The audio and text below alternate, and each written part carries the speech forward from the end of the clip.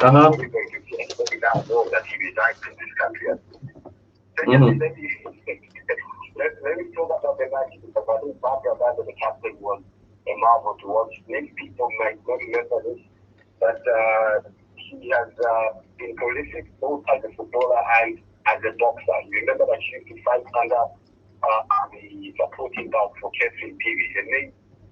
Uh-huh. Oh my goodness, we've lost him. But anyway, I will get back to Isaac in a moment. But Jerry, let me have you come in. Qualification is done and dusted. It's in the kitty. It's adequate preparation. And by the way, the Olympic Games are going to go ahead irrespective of the coronavirus outbreak. All right, this is how we're going to connect all this now. All right, now what did you make of that qualification? We were always going to qualify if you take into consideration how we performed away in Cameroon. Very impressive. We had to go. We had to take the lead before Cameroon. All right, in Cameroon itself, Cameroon had to fight from behind to win 3-2.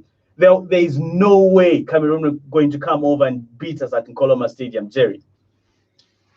First of all, qualification, fantastic achievement. We are very happy. At least the women, the ladies have brought some smiles to soccer fans' faces because look, the men's game has been like on the wane, poor results and so on. So the ladies have taken up the slack.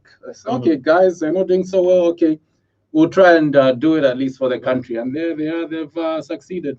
I remember last Saturday in the studio, 3-2 scoreline. Everyone was happy with that, and we're saying, look, we're very expectant that they'll pull through. It wasn't really a given because soccer being what it is. The away team can end up just spoiling the party. They just score one goal and then. But the girls did it. They scored first. Towards the end, like you said, change the tactics a bit, maybe try to be a bit more defensive, and it paid off for Cameroon. And it was actually hanging in the balance. One more goal by Cameroon, and that would have been kaput. Yeah, but we are very happy that they have qualified. I think women's soccer under this administration has come up in leaps and bounds. I remember previously when they went to the African Cup of Nations for the first time, and then when they came back, they were given 100 kwacha as a token of appreciation. That didn't sit well. Being camped in OIDC for a while. Yeah, for a while, and then like to get rid of them, they started switching off their lights and so on, just so they could disperse. So that was very unfortunate. But at least appreciation has been shown, and I'm sure the players appreciate that when they are feted. The first president decided to have a luncheon with them at his own honor. Now, and I understand he's even given them some. They've been paid money for this achievement. Yeah, because that is what I want to find out. Have they been paid? Can any of you two establish that there's no money that is owed anyone from insofar as that women's national football team is concerned? Well, I'm not in a position to confirm. Just from what I've read, they were paid. Is it 97,000 kwacha each, something like that. Yeah, 97,000 kwacha each. Yeah, which isn't money, it's good money. Yes, it is good money. So the ladies there are being appreciated. I remember when I was growing up, women's soccer was more like a social thing. They'll just pay like curtain raisers or maybe when there's independence. But now they even have structures. There was one lady in. We even have players who are going to play professional football in Europe. Yes. Women players. So CR7. Our lady called CR7, all right, playing in the Spanish football jurisdiction. Now, gentlemen, before we go for a breather, it's pretty obvious that Andrew Kamanga seems to have done well at grassroots level, youth football and women's football. He seems to have actually, he seems to have actually struck his magic wand to perfection. But at the senior level, well, I think there's probably something wrong somehow, somewhere to do with the senior national men's team in comparison to the youth teams and the women's team. Andrew, your namesake. How did you bail out your namesake on this one? No, I'm not going to bail him out, Lorenzo. I can only ask him to pull up his socks. It's not easy to see junior teams performing very well, but you're failing to produce results at the senior level. It could boil down to the issue of tactic combination. It could boil down to the issues of frequent changing of coaches. It could boil down also to the fact that maybe players are frustrated somehow. There could be so many factors that could actually affect the performance of the main team.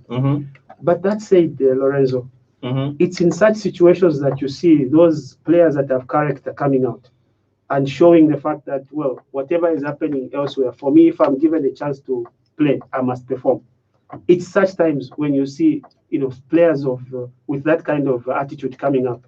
So it's the entire process. It's the team, the players themselves to start with. It's the coaches.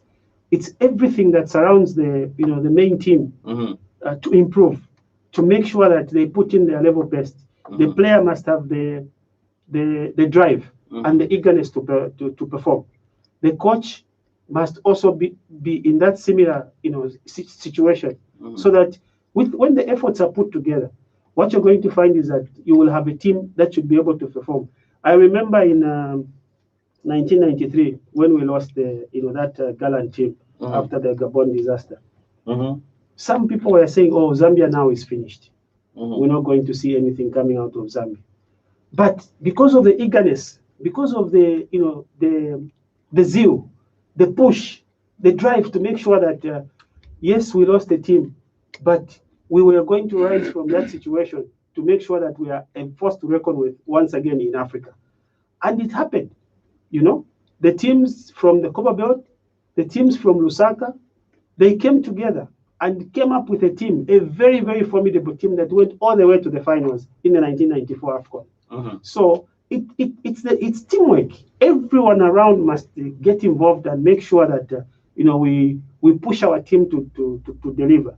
And it's also important not to play names, but to play the people that are able to perform. Players that are playing and delivering in their respective clubs. I know that some players may be jittery when they come to the national team thinking, maybe that guy is better than me. No, if you have been put in that position to play, it simply means at that particular point in time, you are the person to deliver. So forget about whoever plays that position, but think about yourself and the nation to say, I'm going to deliver. Once we develop that kind of attitude, Lorenzo, we will be able to deliver. We will be able to. We've seen teams elsewhere around us that have been overhauled completely, and they've been able to deliver. What about us? Why are we failing to deliver? Where is the problem? So it's basically a team effort. Even those that are, want to contribute in the negative. Well, some of those comments that may be in the negative, if you look at them in a different way, you'll find that they're actually positive. They're actually pushing. At the end of the day, they are pushing that we should be able to record positive results.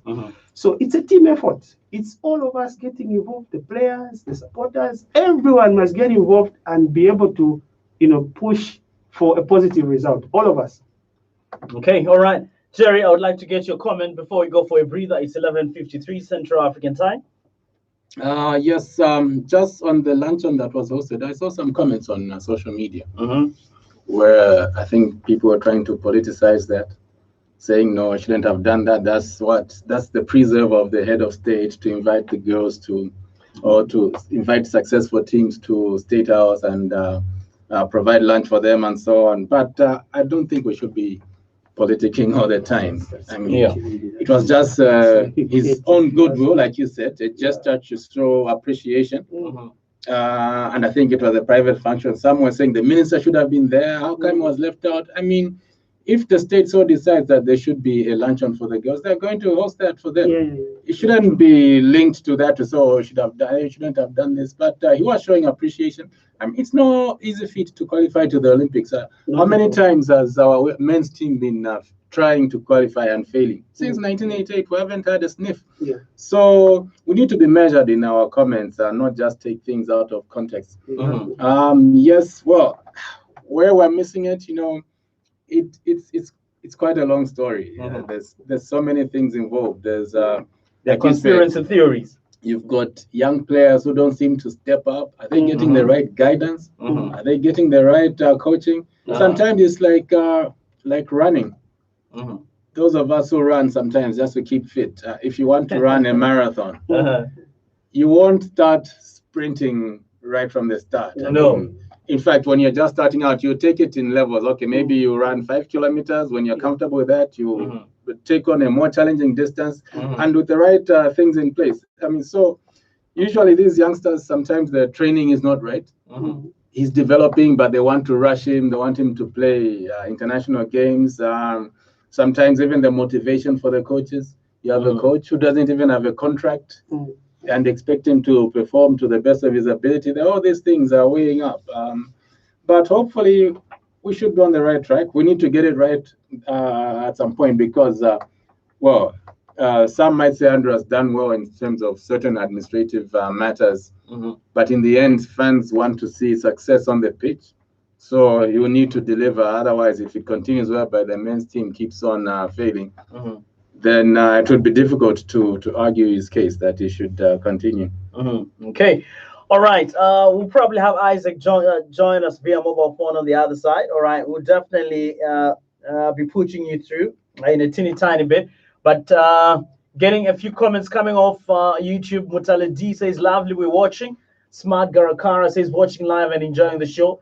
Gilbert Munzele says, watching from Dola and enjoying the program. All right, so those comments coming off our YouTube feed. You can also catch us via a Facebook live feed on the Radio Christian Voice official page. Post your comments there. We'll be definitely getting you. Now, I'm giving an option of both YouTube and Facebook, considering that sometimes many of you have actually complained to say the Facebook feed cuts and the picture quality is not as good and the sound quality is quite faint. So I now give an alternative YouTube feed if you feel that the Facebook live feed is not up to standard. So all you need to do is simply go to youtube.com, look for Lorenzo Entertainment TV. Please subscribe to the channel and watch us. Post your comments there. We'll definitely get to you in no time. Okay, and then we'll be able to read your thoughts as well. So before we catch a breather. Shadrach Banda says, congratulations to the Copper Queens. Jacob Mwanza says, good to see you watching live from Intercity Bus Terminus. Oh, excellent, good. Excellent. Though I want a complete panel. Jacob is complaining. All right. Then Bizario, thank you for joining us. That is if you're in Dola, my brother. Who is this? Bizario Mwanza? Yes. Yes. And then Gamma Cedric says, morning, Buana Lorenzo and Pano, watching live from Tendere East. Edson Chanda says, watching you guys from the friendly city of Ndola, the #1 sports show in the land. Looking good, guys. May I take this wonderful opportunity to congratulate, you say, all right, to congratulate the women's team for making Zambia proud. Okay. Andrew Mwale says, nice program. Keep it up. Keep the fire burning. Great show from Solwezi. Mofa Chofi says, Lorenzo, no government officials. Why? Okay, where now? Jacob Mwanza says, when is the APSA Cup? I'll run you through fixtures of the APSA Cup on the other side. And for some reason, the picture of the APSA MD, the Minister of Sport, and the first president seem to have actually stolen the limelight of the draws themselves. That was ugly, Lorenzo. All right, I'll have you comment when we come back. No wonder it has taken center stage. Very, very ugly photo.